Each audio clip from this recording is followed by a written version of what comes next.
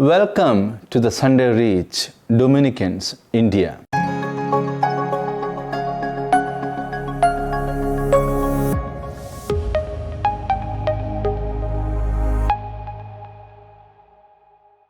One of the frequent requests I hear from people is that they want prayer.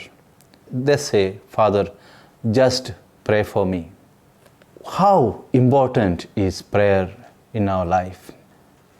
Now, in desperation, people look for solutions.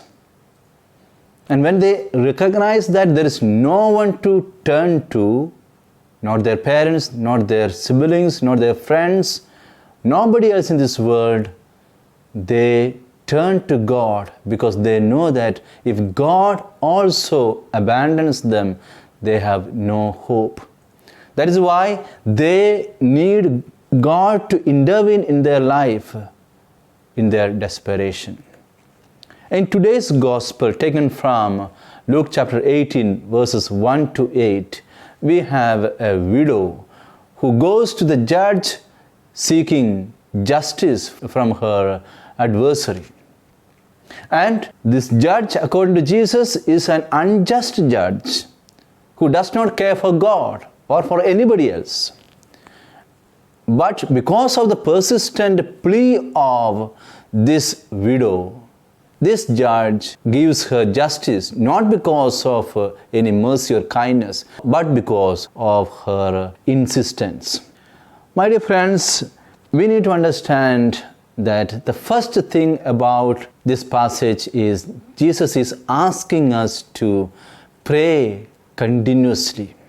What does it mean to pray continuously? St. Paul, in many of his letters, has told us to pray continuously. Romans chapter 1, 9, Romans chapter 12, 12, in the letters of Ephesians and Thessalonians, he has told us to pray continuously. It is very easy to pray for a momentary need when we feel like, I feel like praying. It is very good to pray, or it is very nice to pray. It is easy to pray. It is very easy to pray when we feel like praying for a momentary satisfaction. But the Lord is asking us to pray continuously.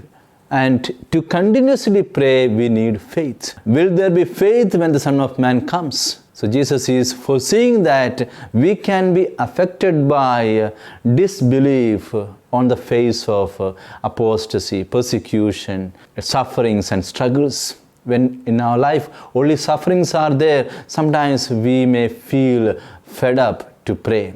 But the Lord is telling us we need to continuously pray. Sirach chapter 35, 17 says, the prayer of the humble pierces the clouds, and he will not be consoled until it reaches the Lord. He will not desist until the Most High visits him and does justice for the righteous and executes judgment. This was the attitude of this poor widow. She went on asking. The Lord is asking us, we need to pray continuously. Why does He want us to pray continuously? By praying continuously and perseveringly, what we are doing, we purify our intentions. We purify our desire from all selfishness. We try to become one with the will of God. My dear friends, the second aspect of this prayer is sometimes we need to allow ourselves to catch up with the faith that the Lord is asking us to. What is the faith? Faith is believing only God can do certain things in my life. We need to catch up with that. For that, we need to pray continuously.